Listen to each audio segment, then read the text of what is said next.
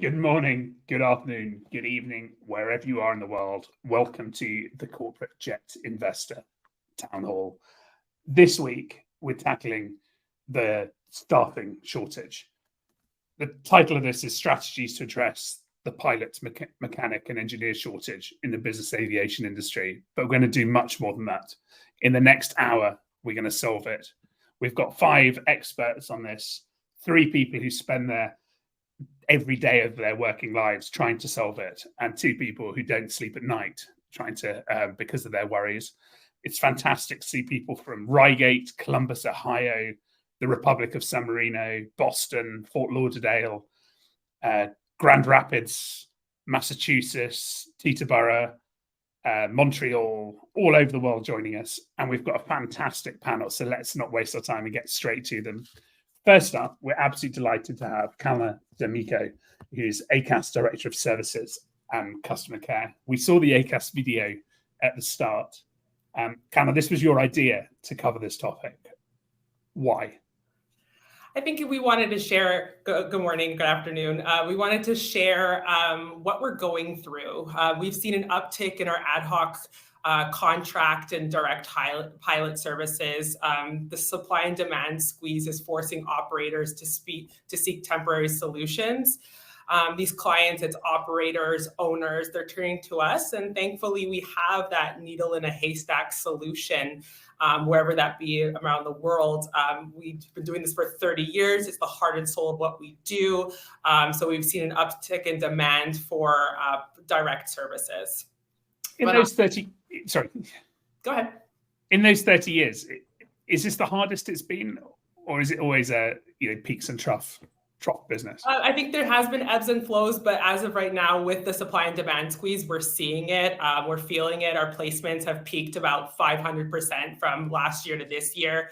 But on another front, Alistair, we also manage aircraft, and I believe that we are impacted. So we need to strategize when it comes down to crewing, routine maintenance, planning. And it's a hot topic, you know that, and that's why we wanted to pull the panelists together. And like I said, I'm delighted to be joined by 2 representatives from CAE. We have Russ Alcorn and Roger Marshwick, who have conducted a talent study to give us the numbers behind the shortage and the forecast. And we have joined by Brad McKeish from Embraer and Nick Vandermeer from VistaJet to talk to us about how they're dealing with and strategizing when it comes down to pilot retention, attrition, mechanics and retention, and attrition as well. No, we've got you guys put together a great panel.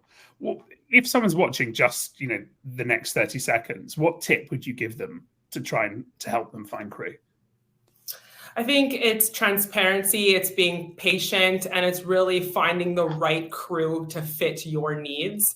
They are out there, and I think it's going to an aviation advisor and consultant like ourselves who are in the market, who know the challenges and can guide you through that.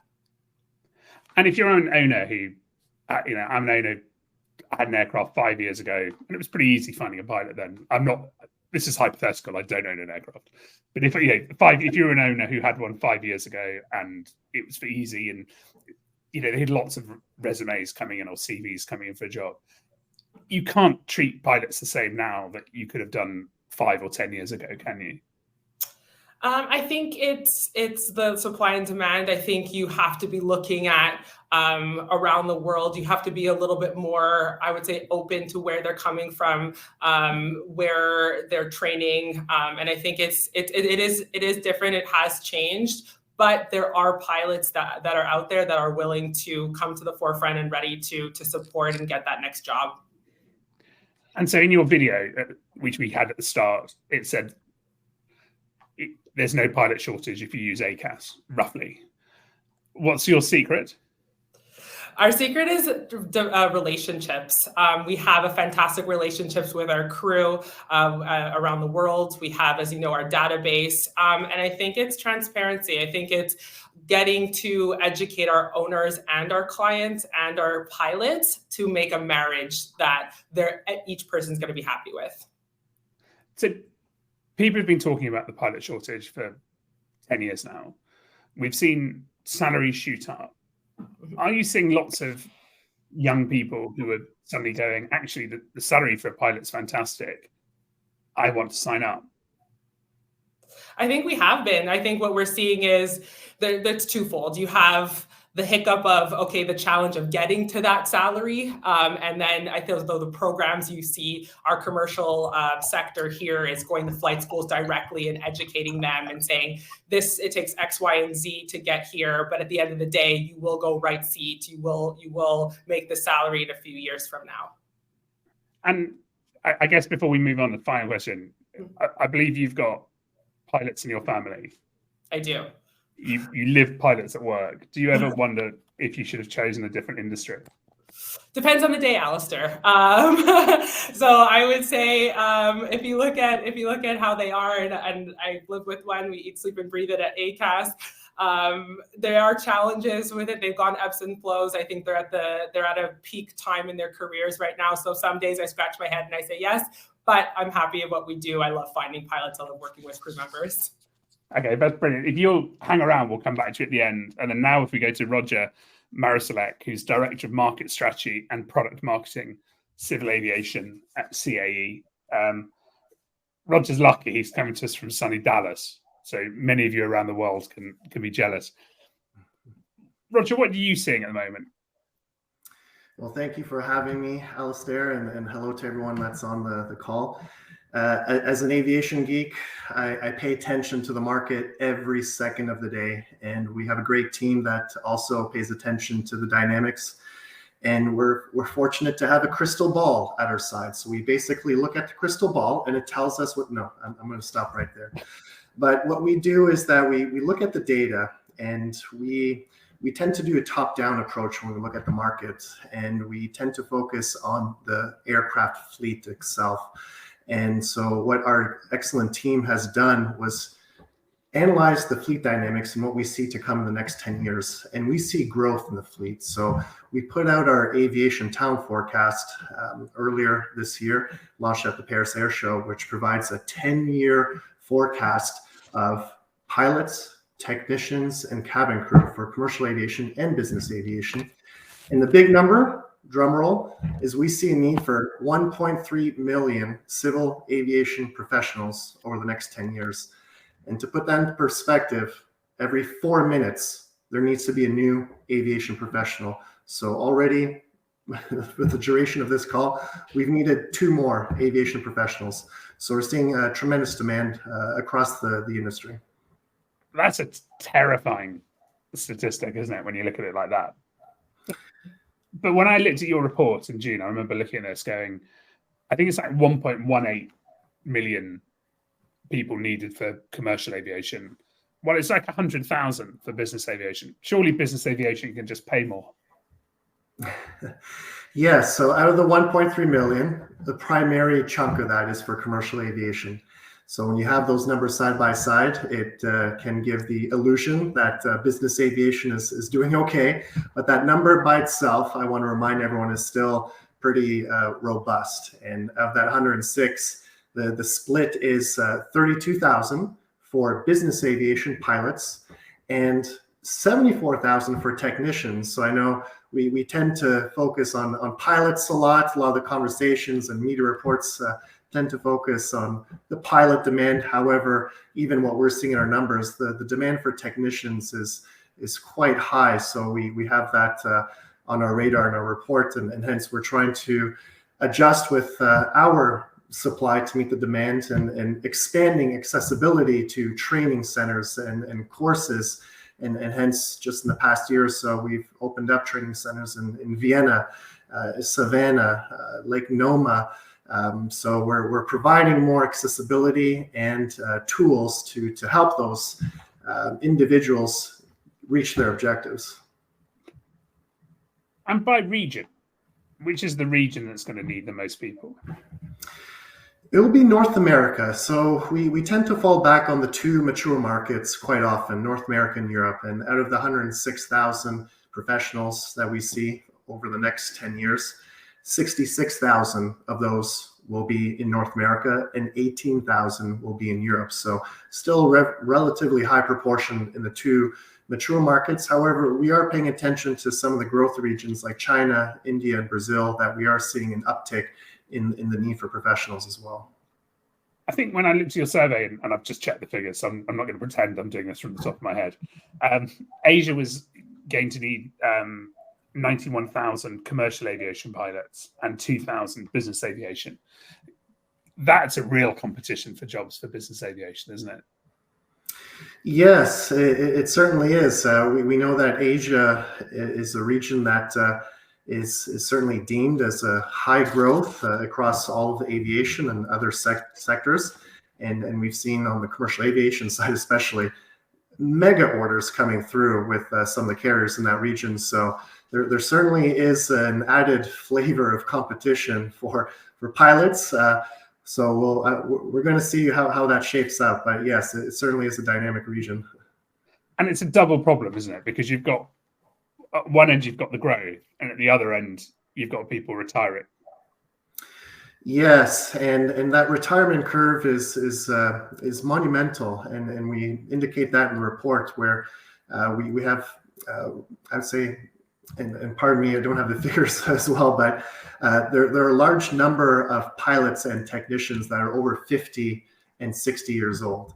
And so that means in the next 10 years, they will be exiting the system, especially on the pilot side, because they have to. Now, on the technician side, it's a little bit different, but I do have friends at various operators that tell me they have some maintenance technicians that they've kept longer than expected because of that knowledge base they carry, and they're struggling to find some people to replace them. So yes, there is an interesting dynamic there that we have to keep on our radar. Yeah, I think the figure which I really liked is by 2030, anyone born between 1964 is at retirement age.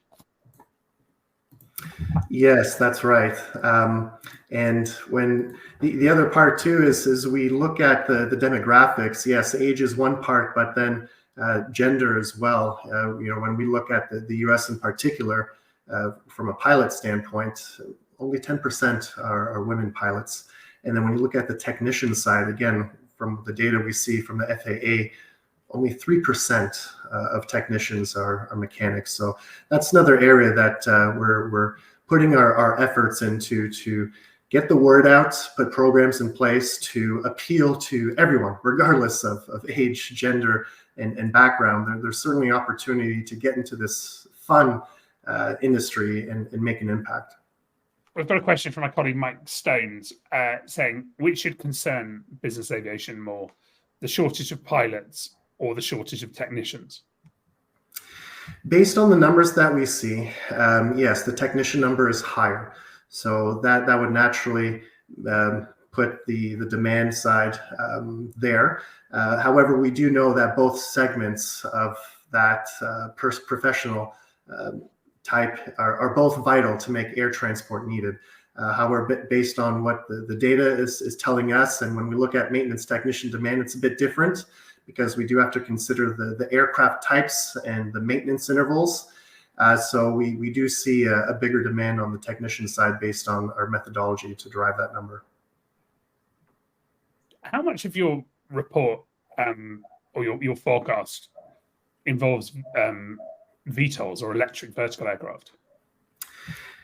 Nothing at this point. So that's a good point, because what we focused on in this report is only commercial aviation and business aviation. And we did not this year look at the demand and supply for eVTOL. And we know that is coming around the corner. We know that, especially with the Paris Olympics, there's an intention to have entry into service with one of the OEMs. So whatever that demand is for pilots, technicians, and support staff is on top of what we already put out there in our report. And it's something that we definitely have on our plan to add as another dimension as we provide thought leadership to the industry on this exciting segment. And you've already, CAE as a company has already got lots of agreements with the electric vehicle manufacturers already, hasn't it, coming forward? Yes, a lot of the big names that are out there, CAE has partnered with them, and in fact, those stakeholders have come to us because they know how challenging it is to certify an aircraft, how to prepare for entering the service, and because CAE's been in this industry for 76 years, partnering with airlines and business jet operators to start up, and also the one-stop shop aspect where we provide simulation equipment, training, technical sources, and even software to run your operations. So it's a natural dynamic that's happening where these eVTOL stakeholders and OEMs are coming to us, and we have an excellent team that's shaped up here at CAE that's providing them confidence, and we're partnering with them to help get them ready for entering the service. That's brilliant, Roger. We'll come back to you if that's okay. And then we're now going to fly across the Atlantic to Russ Alton, who's at CAE. He's head of training delivery at CAE at Burgess Hill in the UK. Russ, we've heard from Callum and Roger about how hard it is to find people. We've got the depressing CAE forecast. It's not depressing if you own a training business. It's amazing if you own a training business. Forecast. What would you recommend to people who need to hire pilots in the future? I think the first thing I'd say actually is if we're talking business jet pilots, then go for the right character. I've been in this industry for quite some years now, and all too often the high net worth individuals tend to go for the guy or girl with the rating rather than the person that is actually going to deliver the service that they aspire to. And they're two different things. The business jet aviation is a service industry, more so than the main airlines are. I mean, as you know, the pilots shut the door. You don't really see them for the rest of the flight. With business jets, you may not have cabin crew on those aircraft. So the pilots are the interface to the customer, to the charter customer, or to the owner of the aircraft. So you need to have a kind of different blend of character, I would say. They need to be service orientated as well as professionals, and sometimes you don't get that. You should probably have on some of your business aircraft simulators. You should have doors so they can also load the luggage in before they get in. Well, yeah, that's a good one. We have actually explored bringing cabin crew into the sims as well to provide that extra layer of CRM and an interface. Yeah, some operators do it.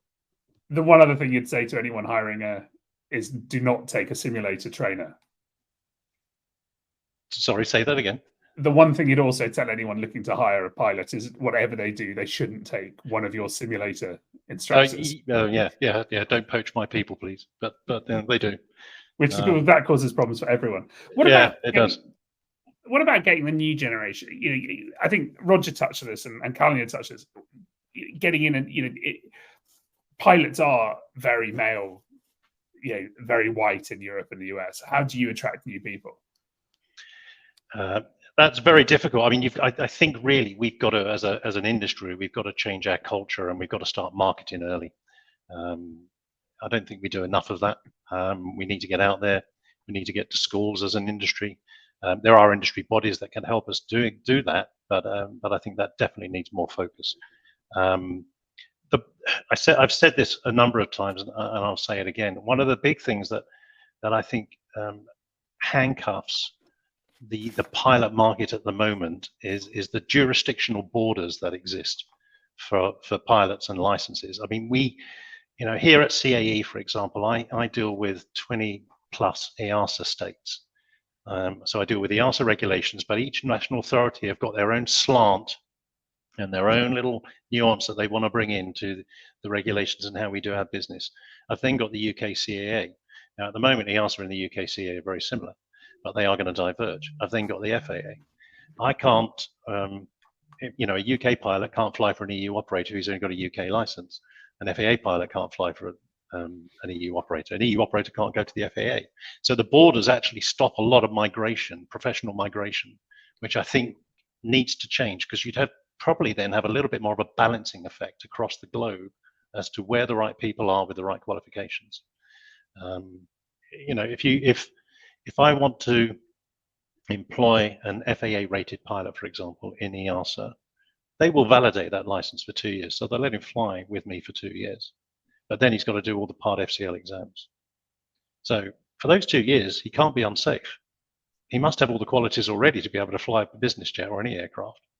So why suddenly do we have to then make him go through a load of different exams and all the rigmarole of getting an EASA license just because he's going to work in the EU? So there must be something there, I think, which we can work on to try and get more of a global recognition, a global standard. That makes a lot of sense. Do you see it happening? Yeah. No, not in the short term. And you've hit the nail on the head. That's the problem. Not in the short term. But I don't think we can go on like this. I mean, something's got to change. And there are, like I say, we've got industry bodies out there. You know, you have IATA, you have the EBAA, you have various large bodies that represent the industry. I think they really need to start pushing on that a bit more, with the politicians, definitely. It's actually, to be fair, it would also reduce the cost of regulation and free up regulators to do other things. So they should push for it. Exactly. When we talk about the pilot shortage, the elephant in the room is the cost of becoming a pilot, isn't it? Yeah, without a doubt. And if I was a parent right now, and my son, you know, a 10-year-old son said, "I want to be a pilot when I'm older, Dad," I'd probably still try and drive him down the military route because it's free. The problem with that downstream, if I'm in the commercial sector, is the military feeders aren't like they were 30 years ago because the militaries have shrunk. You don't get that level of pilots leaving the military anymore. If he said I didn't want to go in the military, then, you know, I'd say, well, it's going to cost you a lot of money unless you can find some way of sponsoring it. And that's something we've got to try and address, whether we force or try and develop more sponsorship programs within the airlines. I know they used to do it. I think that needs to come to the fore again, and that needs to be something that's pretty active. I know one or two large business jet operators have dabbled in cadet programs over the past. It's not something that was particularly successful because it does take a lot of investment and a lot of time and effort. But I think to hit the numbers that Roger was talking about, you're going to have to look at something like that, almost certainly. And I guess the problem in business aviation as a cadet program is that at the end of the day, the owner tends to employ the pilot. Yeah, exactly. He does. And, you know, they can be quite fickle when they want to be. Business aviation is not as, shall we say, job secure as the main airlines are. I mean, airlines go under, and we know that. But business aviation can be a little bit more fickle. You've been in the industry a long time. Do you think it's going to get worse, or do you think this is do you think we're going to get to a point when we're going to have aircraft parts because you can't be flied, or do you think the industry will always find a way? I think industry will find a way. The problem, the things that keep me, well, not keep me awake, but I would question on what we're talking about at the moment is, and you touched on eVTOL, for example. You know, there's what I think it was a report issued today. They reckon in the next 10 years there's going to be 7,000 eVTOLs flying around, and the industry sector alone is going to be worth about $68 billion or something like that. That's just on eVTOL. So, you know, you were quite right to highlight that as an area where we're going to need pilots. But you know, the airspace is only so big. There's only a certain number of aerodromes in the world that will take all these aircraft, and suddenly, I mean, I flew from Shannon yesterday morning to come to Gatwick, and it was an early flight. It was the first flight out of Shannon, and we had a 1 hour ATC delay at 7 o'clock in the morning. So you have to ask yourself, if that's happening at 7 in the morning, where are all these other aircraft going to go? You know, then, you know, the airspace won't take any more. The airports won't take any more. And from a business jet point of view, and I don't want to be the harbinger of doom, but the main airlines will force the business jets out to airfields like Farnborough and places like that, which are bespoke business jet hubs. So to answer your question, I think it will still increase, but it's going to have to plateau at some stage. And it's where that balance is and where it does plateau. I can't answer that at the moment. That's really interesting. Okay, we'll come back to that. That was really useful. Thanks so much, Russ. And we're now going to go and talk to a couple of people who are living this problem day by day. First up is Brad McEdge, who heads Embraer's corporate flight operation. Brad, you've worked at various other corporate flight places. You've worked at other manufacturers. I'm guessing it's not a mixed fleet at Embraer. When you say a mixed fleet, I mean, I'm assuming you've got one manufacturer.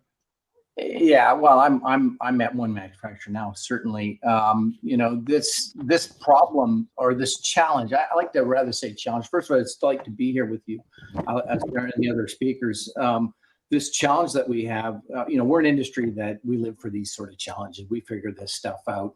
This isn't the first time we've seen this. The pilot challenge has been going on for some time. We're starting to see clearly more evidence of the maintenance piece of this as well, which the numbers are concerning, but they're manageable. I think in the long term, we'll find ways to do it. I've been doing this a lot of different companies. Lifestyle is a big piece of what we have to consider when we're looking at people in this industry. My biggest challenge in the last few years has been, I've been doing a flight operations retention program for about 5-6 years, continuous, where you have to stay abreast of what's going on in the market.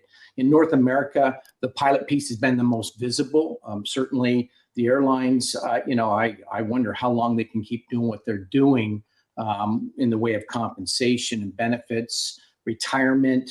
They offer packages that are pretty hard to compete with in the business jet side. So we have to approach it slightly differently and really look at the whole package, which is lifestyle.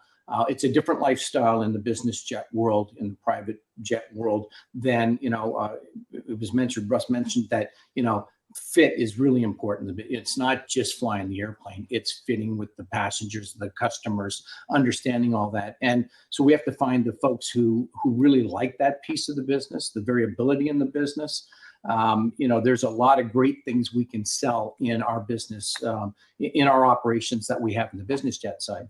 The commercial airlines will continue to attract a lot of people. They're hiring here like crazy. The new union agreements they have coming out with the compensation numbers are concerning. There's no question.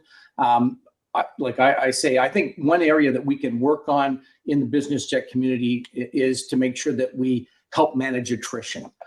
Attrition is one of those things that is incredibly expensive and inefficient for the whole business, right? So if we can reduce that, like I say, this retention program I have is to manage attrition that at one point in the pilot side got to over 30% per year in my department. Keeping up, with the growing compensation, it was twice a year we had to make adjustments. So if we manage, I would suggest, try to retain your people, do the things you need to do. Attrition it's more expensive than you think. And if we can do that, it helps take some of the burden off the training organizations. And it may just be a little piece, but every little piece adds up. So the attrition piece, and we all know what pilots want. They want compensation. This goes for anybody. They like compensation. They want to have a good work-life balance with a schedule. They want a hard schedule. They know they have time off. They can tell their wife, hey, over the next 5 months, I have these days off, and they can plan on it.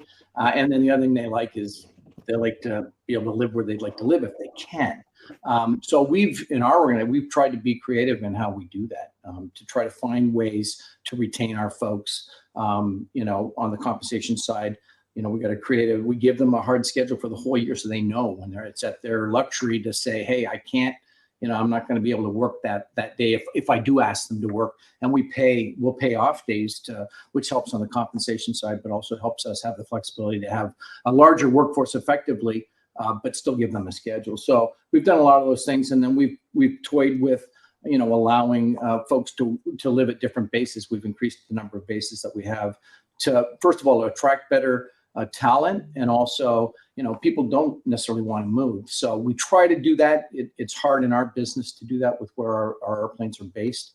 The fractional operations do a lot of that. Their model works a little better, I think, for that than a smaller corporate flight department like we have as the OEM. The other piece that's always a concern for me, my guys interview every day. They're out selling airplanes. They're meeting customers. They're highly attractive to be hired. So I have to be incredibly competitive to have a really safe culture, a just culture, a healthy work environment that considers work-life balance as well as the whole bit, and the lifestyle piece to make sure that I retain these highly precious individuals. And that goes on the maintenance side too. So, have you ever caught a one of your aircraft sales guys trying to poach your crew to get the deal closed? I can't say that out loud, but obviously, our guys are attractive. We do try to protect against that if we can. But I've had some, there's been cases where some guys, it just was the right fit. It was the right time. It was the right thing for the customer and the right thing for the employee. And we'll always consider that if that happens. But it's painful to do. What worries you more? If a pilot comes to you and says, I've had an offer, and then you go, who's it from? And they go, it's from an airline or it's from business aviation. Well, I've certainly lost folks, as we all have, to both commercial operators. The major carriers are obviously the hot, attractive item. I've lost folks to that, and then I've lost folks to key customers as well, where it just maybe it makes sense. I wouldn't say that there's I understand both scenarios. They're very different. Obviously, it just keeps me on my toes to make sure that we're making it attractive for our folks where they live, what they do, that they that they don't want to go somewhere else, that they really enjoy. We don't nickel and dime them. We give them the best airplanes to fly. We leverage all the advantages that we have as an OEM to make sure that what we do is pretty cool. We're just at the Reno Air Races flying customers. Like, we do some pretty neat things that I can tell you airline pilots don't do. So we try to leverage that as much as we can to retain our folks. And today we're talking about pilots and maintenance technicians, but you're an operator and you're also part of manufacturing, and the supply chain has still got massive talent shortage, hasn't it? Yeah, it's interesting. It seems that our whole world changed after this COVID thing. I hate to use the C word, the COVID thing, but just how we work and people changed, or maybe they left work for a period of time, then went, I'm not going back to work. And I think that really has impacted our supply chain. And so the supply chain, like us, has to rethink, how are they doing this? How are they going to manage a new workforce that's coming up that has different expectations on lifestyle and how they live? And people think differently than the folks from 4 decades ago with work. It's a more transient workforce. And so we have to be respectful of that and think about that in order to retain the right talent and be more creative in how we work with folks. So Kalma, Roger and Russ have all talked about getting young people into aviation. What do you suggest? Well, I think, there's obviously clear barriers we talked about already to getting into this industry. The cost barrier is huge. We've got, when we talk about, like in this country in particular, I'll speak for North America, there's been this stigma and this sense that if you don't get a degree as a young person, you're not going to be as successful. And trades have suffered because of that. Skilled tradesmen in different areas, the NP skilled trade, in particular, we've seen that, folks are a little less, they think that they have to go off and get a degree. And that brings huge burden on the students. They're all leaving university with I got kids, I know how this works. They leave with huge debt, and it's a burden that they carry for potentially a decade, and they're trying to pay off. I think we can help ourselves by changing that paradigm a bit, by showing that there's some it's a great time to be a young aviation professional, whether you're flying the airplane, which doesn't necessarily require a degree, by the way, or whether you're working on the airplane. We've got programs here at Embraer with the local high school, with local folks in the area here, and some great stories where folks didn't realize that they could come and work in the factory without an A&P license in a very controlled production environment. It's tightly regulated. And then you can progress from there. We have programs to help these individuals, sponsor them, pay for their A&P. I got some great stories where guys came through the system, worked for us, and now they're working at the, at West Stars and all these sorts of places in the community. So there's some great opportunities, I think, to really get out there. The other barrier, of course, is just the airlines have a lockhold almost on all all those universities like Embry-Riddle or UND or whatever, where they're aviation programs, we've got to get more into that to show that there's another alternative here, which is a really neat alternative, and maybe a degree, you know, is not absolutely essential to have a great trade and skill going forward, working in the aviation industry. Because there's some folks who, you know, they really don't want to go off and do that degree thing, but the stigma again is, if you don't, you won't be as successful. And from your point of view, there's nothing better than in the rare occurrence that you have an AOG that you know the technician at Westar from 30 years ago and he owes you. Oh, is that powerful? Well, relationships in this industry are key, as they always are. And yeah, it's a small, we always like to say it's a small industry. Yeah, you know, you run into the same people all the time. It's and once you've been bitten by the bug, I've been doing this a long time, and I got bit early, and you see it. You'll find folks, you know, who they get in and you can tell right away, boy, they've been bitten. They're going to be doing this, and we just got to get that message out more. We're trying to do some of that. We partner with, there's a Western Michigan Aviation Academy. That's a high school specifically tailored towards aviation to get, some of the students get pilot licenses. They build airplanes every couple of years and sell them for profits for the, I mean, it's a really, really cool program. And there's others around here like that. We're working with a local high school here where the plant is to help, again, get more exposure on what we do and what the opportunities are. And we have to keep doing that. There's no question. If we keep doing that, what we do is really neat. And when people get into it, I mean, you see them. There's more passion in this industry than most industries. So we've got great opportunity. We just have to find more ways and get out there and get the message out that you know, there are great opportunities. So brilliant. Thanks, Nash. We'll come back to you. That was really brilliant and really, you know, really cheering. Let's we're now going to go to Nick Van der Meer, because when you want cheery stuff, nothing beats a South African. He's Chief Operating Officer at VistaJet.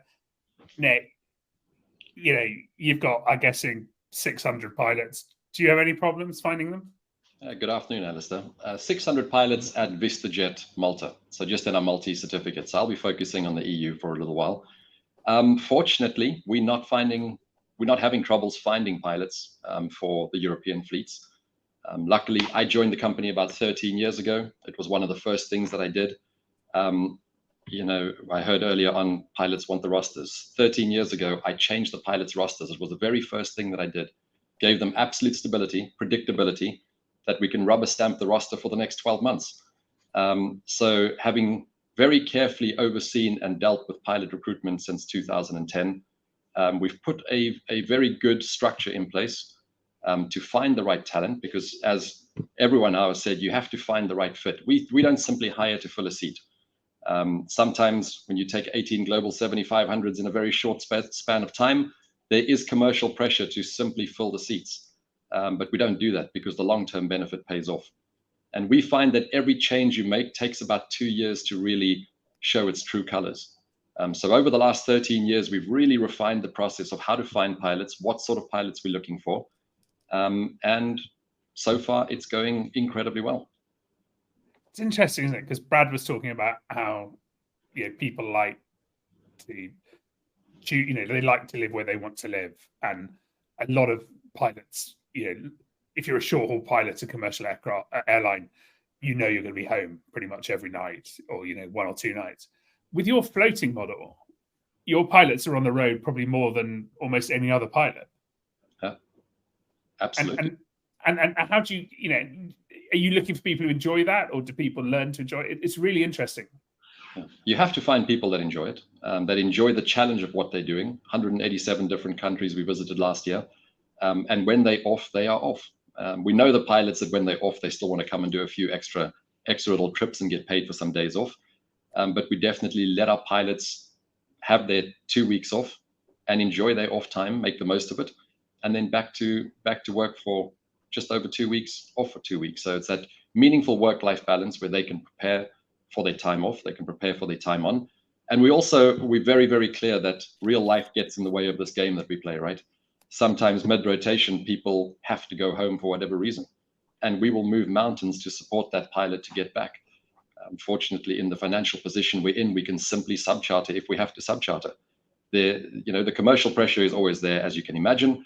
Although when we need to, we've got the wherewithal just to say, dear Mr. or Mrs. Pilot, we are flying you home because of that family event. Don't worry about the next charter or the next program flight. We'll figure that out. And with the fleet size now that we have and the financial position we are in, it works out incredibly well.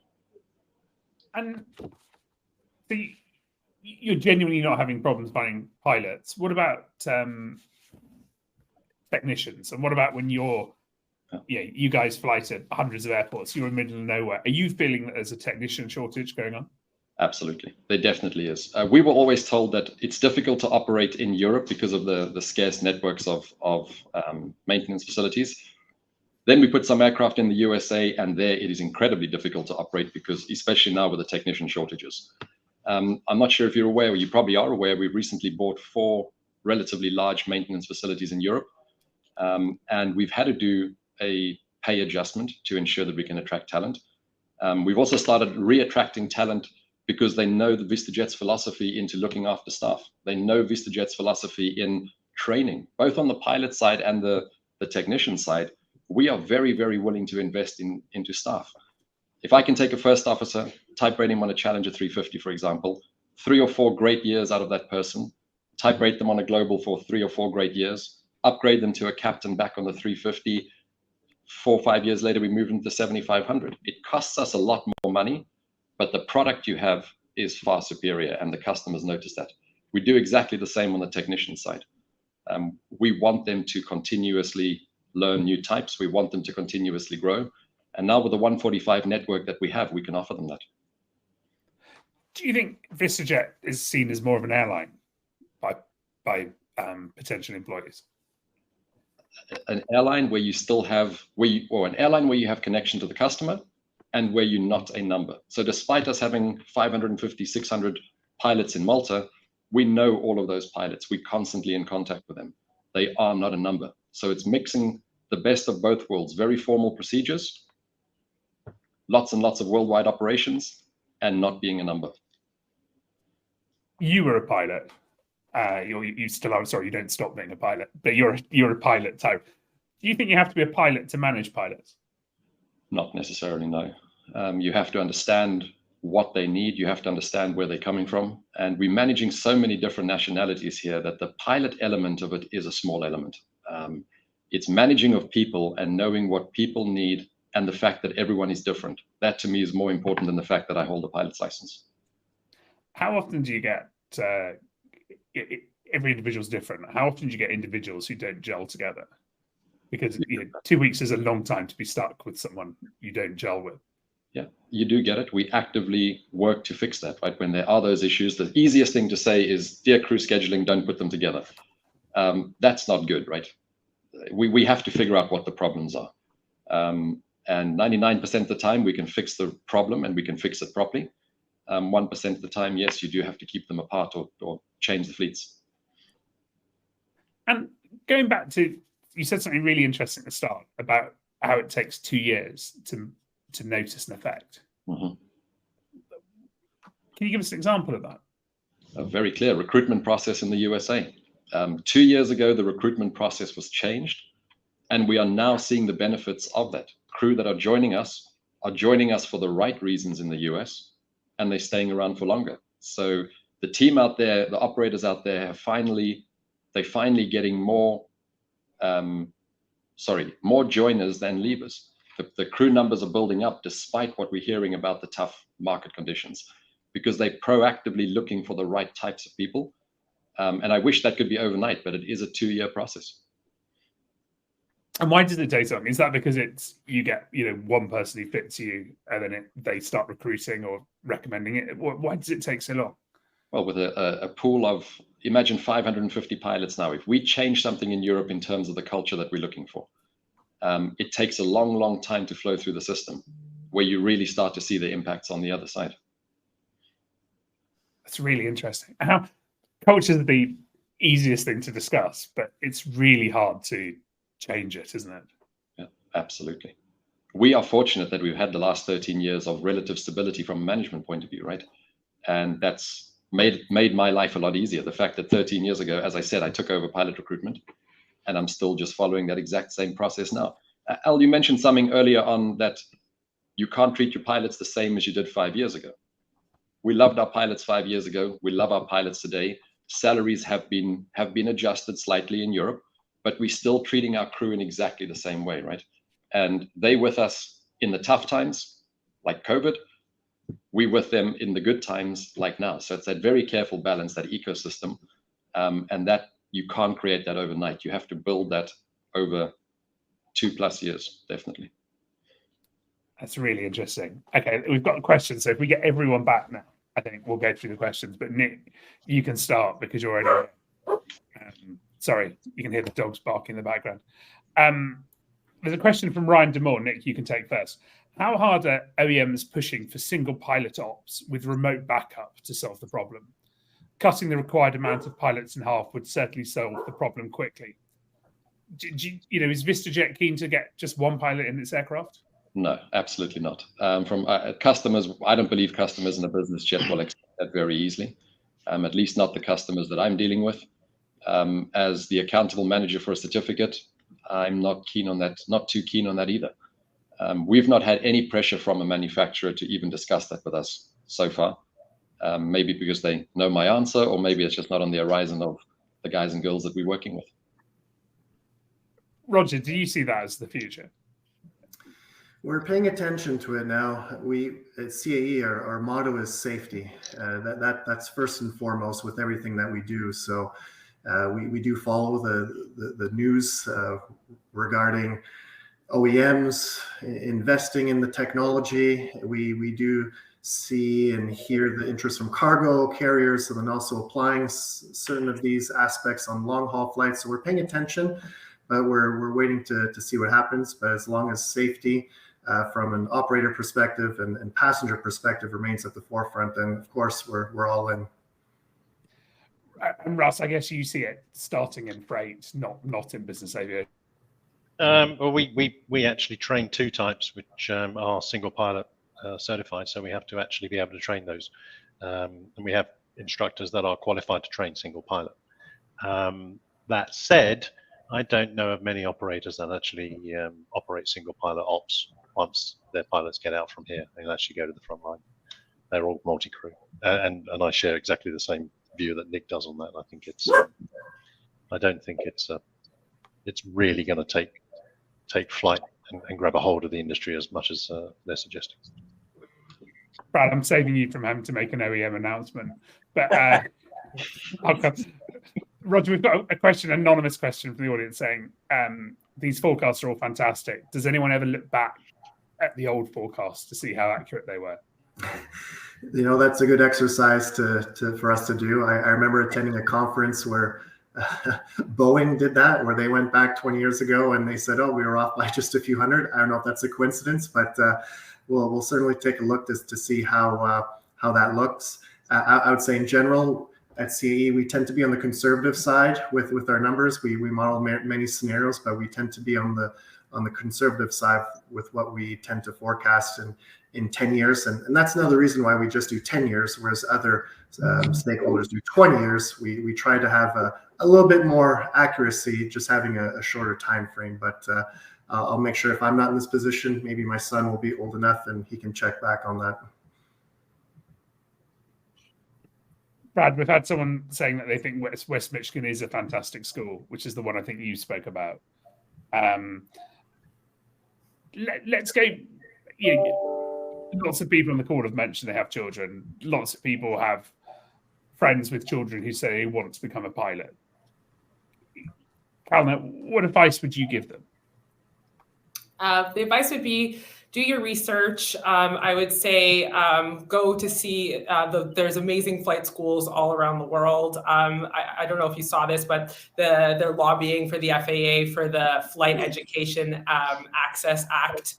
I think that's extremely important, and those are the types of funding that we need to entice this new generation and this new, I would say, the next generation to come into this. And it's a great career, as all of my panelists said. It's once you get the bug and you want to come into this industry, it's you're not going to want to leave, and there's a passion. And Brad, your advice is, if you want to be a pilot, don't waste your time going to university. you don't need to have a degree to be a Well, pilot. yeah, I believe in education, advanced education. I'd never say don't go to university, but what I'm saying is there are opportunities if that's not your passion. You don't need to do that. And I think there can be some great opportunities on both the A&P side and the flying pilot side if that's what you want to do. Alistair, I will mention something. You mentioned about the single pilot ops and getting eventually to autonomous flight. As an engineer, I will say that I think we will eventually get there. I don't know when. It'll be well beyond my time and probably all of our times that we'll get there. It'll be, I get asked this question all the time. We build single pilot airplanes. We fly them to crew. It's because of the nature of the operation that you're flying. It's the type of operation that you do that you have to consider with how you're operating. We do that for a whole lot of reasons, and that's not going to change because of the nature of what we do is really demanding, long days, hard work. We're not doing that with a single pilot with selling airplane. We're just not doing that. And the clientele we fly, we're not doing that either. The airplane can be flown single pilot for specific operations, and we will always say that. But will augmented flight or augmented support play eventually get there? Look, space travel is done today without anyone flying the vehicle.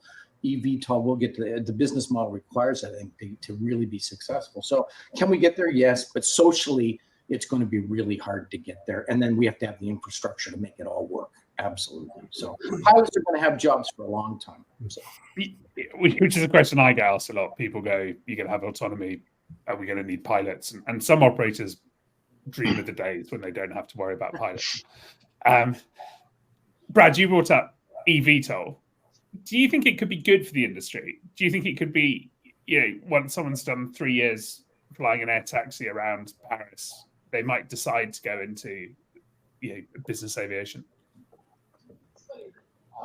Look, I think, and it's still yet to be defined exactly how that's all going to work on the eVTOL side. It will be piloted for some period of time.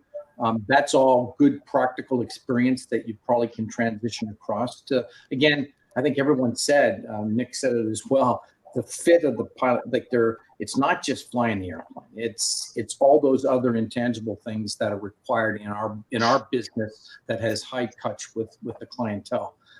It's that piece that you have to really manage as well. But can that be something that can be transferred to business jet flying? Probably. Russ, have you thoughts on this? No, I'd echo what Brad just said.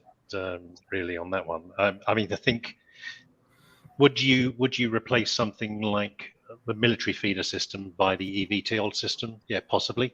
It's a way of